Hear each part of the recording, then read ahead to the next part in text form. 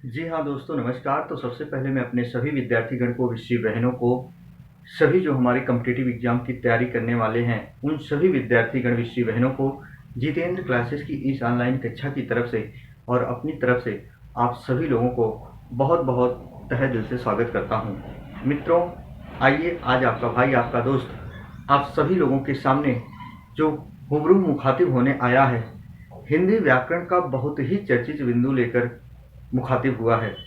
हालांकि प्रश्न जो ट्रेंडिंग में पूछे जा रहे हैं, कैसे पूछे जा रहे हैं, आयोग प्रश्नों में बदलाव क्या कर रहा है, जो हमारे प्रिय विद्यार्थीगण, विषय बहनें सफलता के दरवाजे तक पहुंचने से वंचित रह जा रहे हैं। कुछ हमारे मित्र, कुछ हमारे जो लोग होते हैं, हमारे विद्यार्थीगण, विषय बहनों को सिर्फ यही बताते हैं, आइए 2 सेकंड में, 1 सेकंड में ट्रिकी समास, ट्रिकी छंद, ट्रिकी सर्वनाम सिखाते हैं। विद्यार्थीगण याद रखना, उन अफवाहों से पहली बात तो दूर रहना, क्योंकि आप ट्रिकी छंद, ट्रिकी ये, ट्रिकी वो देखते ही आप तुरंत देखने लगते हो। यदि विद्यार्थीगण हर ट्रिक हर जगह काम करती तो शायद जो आपको बताने वाले मित्र हैं उनका चयन सबसे पहले हो जाता। बात कड़वी है पर सच है। विद्यार्थीगण ट्रिक पे कभी भरोसा मत करिएगा, कहीं भी रहिएगा, जो सत्य बता रहा हूँ।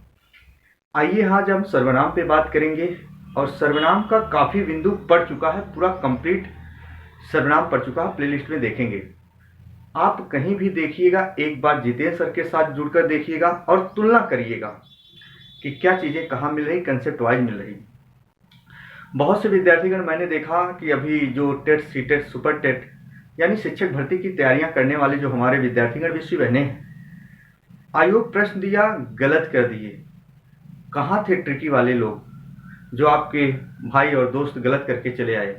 याद रखना, कंसेप्ट वाइज सीखना है। आइए जरा देखते हैं, बहुत धमाकेदार प्रश्न होगा।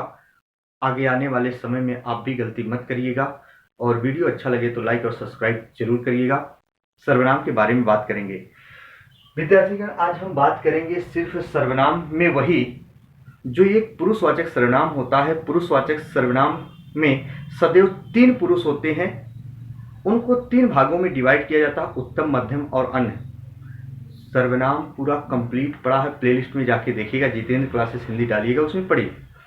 लेकिन आज हम कुछ ऐसे प्रश्न लेकर आए हैं जो आज तक किसी ने बताया नहीं, जो सत्य है। जी हाँ, जैसे पुरुषवाचक सर्वनाम में 3 पुरुष होते हैं हमेशा, उत्तम, मध्यम और अन्य। हमेशा और हमेशा विद्यार्थीगण, जो हमारा उत्तम पुरुष होता है उसमें 2 सर्वनाम आते हैं, मैं और हम। बहुत ध्यान सुनना, आज जो आप पढ़े हो, उत्तम पुरुष सर्वनाम में मैं, हम आता है। मध्यम पुरुष सर्वनाम में तू, तुम, आप आता है। अन्य पुरुष सर्वनाम में यह, वह, ए, वे, ओ आते हैं। पहले इनके बारे में हम चर्चा करेंगे। उत्तम पुरुष जो होता है विद्यार्थीगण, जो हमेशा और हमेशा कहने वाला होता है। क्या होता है? कहने वाला, यानी जो अपना वक्तव्य रखता है, वक्ता। मध्यम पुरुष जो सुनने वाला होता है, श्रोतागण। अन्य पुरुष जिसके बारे में हम बात करते हैं, हम हमारे 2 मित्र हों, आमने सामने हों, हम जो कह रहे हैं वक्ता हुए, जो हमारे मित्र सामने खड़े हैं सुन रहे हैं वो श्रोता हुए, यानी मध्यम पुरुष हुए, और जिसके बारे में बात की जा रही है जो नहीं है, अन्य पुरुष हुए, यानी तीसरा व्यक्ति। यानी पुरुषवाचक सर्वनाम में 3 व्यक्ति होते हैं विद्यार्थीगण। जो उत्तम पुरुष होता है उसमें मैं और हम होता है। मैं एक वचन होता है, पर याद रखना, हमेशा और हमेशा हम कहते हैं, हम सब लोग, हम क्या होता है? बहुवचन होता है। हर बुक में मिलेगा, पर अब क्या नहीं मिलेगा, ध्यान से सुनिएगा विद्यार्थीगण।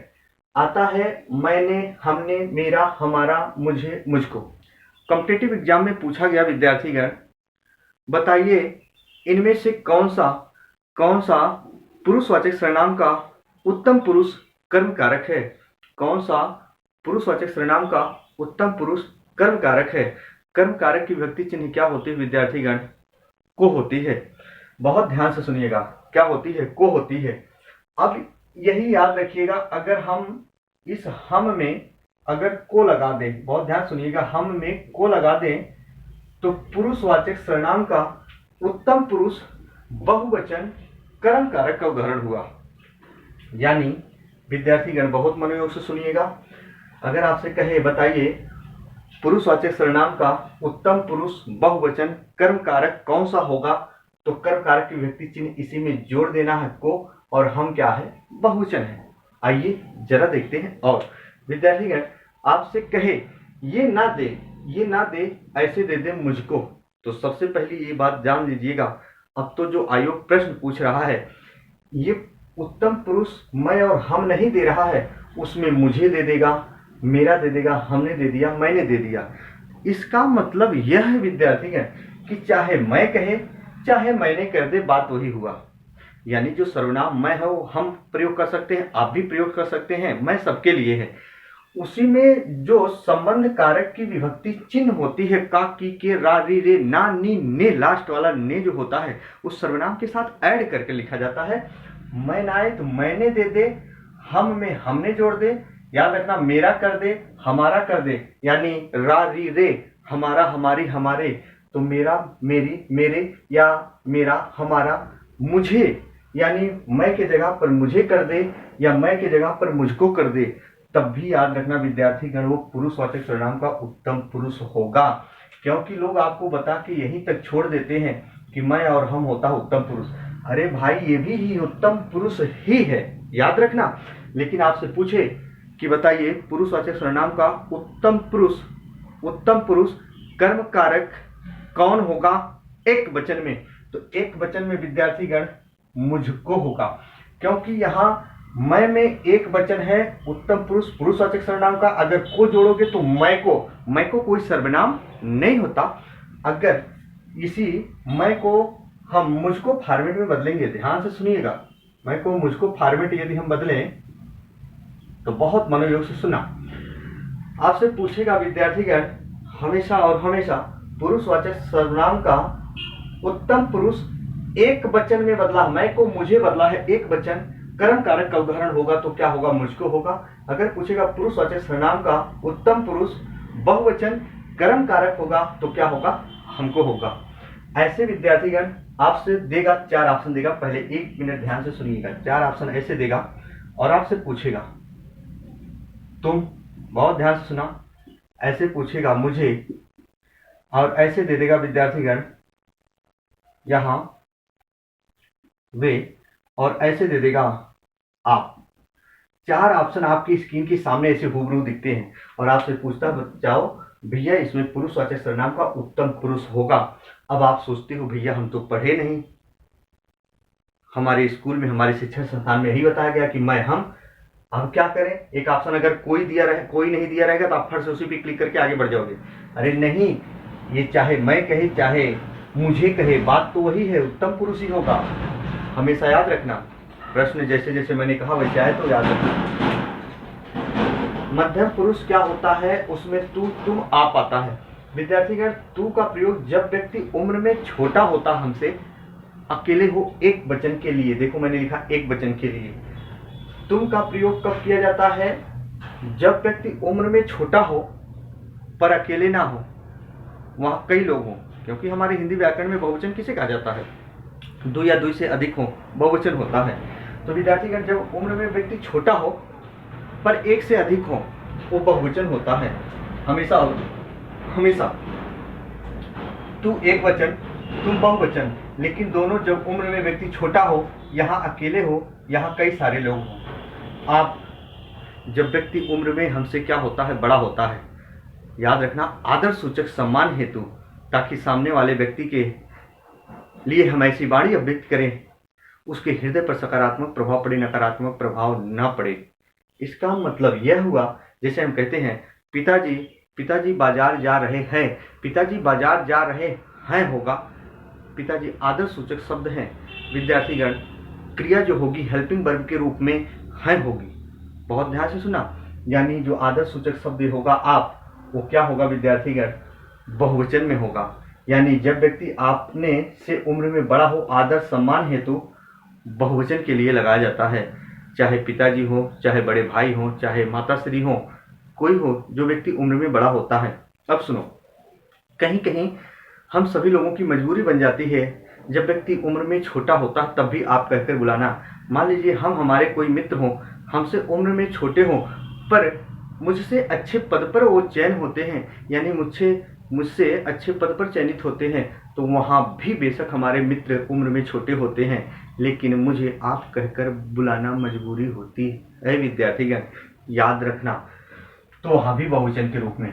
आइए विद्यार्थीगण, हम बात करेंगे पुरुषवाचक सर्वनाम के अन्य पुरुष जो होते हैं सर्वनाम यह, वह, ए, वे, ओ। यह, वह, ए, वे, ओ। अब जो यह होता है विद्यार्थीगण, जब व्यक्ति या वस्तु नजदीक में हो, जैसे हम कहते हैं यह घर, यह पेन, यह लड़का, जब व्यक्ति या वस्तु नजदीक में हो पर एक वचन के लिए होता है। जैसे जब व्यक्ति या वस्तु नजदीक हो एक वचन के लिए। वह, जैसे हम कहते हैं वह घर, वह साइकिल, जब व्यक्ति या वस्तु दूर हो पर एक वचन के लिए ए भी होता है। ध्यान से सुनना। ये वे जो दोनों सिरोरेखा के ऊपर मात्रा लगी है यहाँ ए वे, याद रखना जब व्यक्ति या वस्तु नजदीक हो बहुवचन में हो। तो जरा देखो मैंने लिखा है यहाँ, जब व्यक्ति या वस्तु पास में हो यानी नजदीक में हो बहुवचन, जब व्यक्ति या वस्तु दूर हो तो बहुवचन। जैसे कहते हैं वे लोग, है ना, वे लोग, तो वो क्या है, दूर है। हम जरा देखो यहाँ लिखे हैं ओ क्या है विद्यार्थीगण, आदर सूचक के लिए बहुवचन में वो लोग कहते हैं, बहुवचन में होते हैं। यानी इसका मतलब यह हुआ जिसके ऊपर सिरोरेखा के ऊपर यहाँ मात्रा लगी है ये सभी क्या है, बहुवचन है। यहाँ तक की बात हुई। आइए विद्यार्थीगण, यहाँ मैंने प्रयोग किया इन, उन, इन्हें, उन्हें। अगर एग्जाम में ना आए, बात समझना, तो जैसे हम कहें विद्यार्थीगण अन्य पुरुष के लिए यह, वह, ए, वे, ओ हो रहा है, तो ऐसे इन, उन, इन्हें, उन्हें, किन्हें, जिन्हें, ये शब्द आए तो वहां भी पुरुषवाचक सर्वनाम का अन्य पुरुष होता है। याद रखना ऐसे आता है इन्होंने, किन्होंने, जिन्होंने, उन्होंने। बहुत ध्यान से सुनना विद्यार्थीगण, ऐसे आता है इनको, उनको, इससे, उससे, यानी ये थर्ड पर्सन के लिए होता है। तो गलत मत करना हमेशा और हमेशा। अगर ऐसे दे दे उसको, बहुत ध्यान से सुनना, ऐसे दे दे, हम एक उदाहरण दे रहे हैं, जैसे मैंने दे दिया उसको। अब विद्यार्थीगण आपसे पूछेगा कौन सा पुरुषवाचक सर्वनाम का अन्य पुरुष कर्म कारक है, तो उसको ये तीसरे के लिए बताया जा रहा है, वो विभक्ति लगी है, तो पुरुषवाचक सर्वनाम का अन्य पुरुष कर्म कारक होगा। बात समझना, जो विद्यार्थीगण यदि ना समझ पाए हो तो सर्वनाम के 2 पार्ट पड़े हुए हैं प्लेलिस्ट में, जाके देखिएगा विद्यार्थीगण कौन से सर्वनाम की संख्या में नहीं भाग लेते, कौन से सर्वनाम हैं जिनके सर्वनाम की संख्या में भाग लेते हैं, ऐसे कितने सर्वनाम हैं सर्वनाम की संख्या में भाग लेते हैं, सर्वनाम की टोटल कुल संख्या कितनी होती है, सर्वनाम के कुल प्रकार कितने होते हैं, कौन से सर्वनाम कहाँ यूज किए जाते हैं, कैसे यूज किए जाते हैं, तमाम भूमिकाओं पर मैंने चर्चा किया है। विद्यार्थीगण एक बार जाके जरूर देखिएगा। मेरा प्रयास इसको लाने का सिर्फ यही मतलब था, अगर आपसे यही पूछ लेता विद्यार्थीगण, जैसे मैंने मध्यम पुरुष लिखा है तो तुम आप पढ़ते हो और आपके एग्जाम में ऐसे दे दे आपको, पूछेगा यहाँ आपको क्या है, या ऐसे पूछेगा बताइए पुरुषवाचक सर्वनाम का मध्यम पुरुष कर्म कारक आदर सूचक हेतु कौन सा सर्वनाम प्रयोग होगा, तो आपको, आप क्या है, आदर सूचक है, मध्यम पुरुष सर्वनाम का बहुवचन है, मध्यम पुरुष सर्वनाम का बहुवचन है और को विभक्ति चिन्ह लगी है विद्यार्थीगण, तो आपको आदर सूचक सम्मान के लिए होता है। गलत मत करना प्रिय विद्यार्थीगण। मुझे लगता है कि वीडियो अब समझ में आप लोगों को आ चुकी होगी। याद रखना आज तक की मेरी कक्षा यही होगी विद्यार्थीगण। यदि वीडियो अच्छा लगा हो तो लाइक और सब्सक्राइब करना ना भूलें। तब तक के लिए मित्रों, जय हिंद, जय भारत।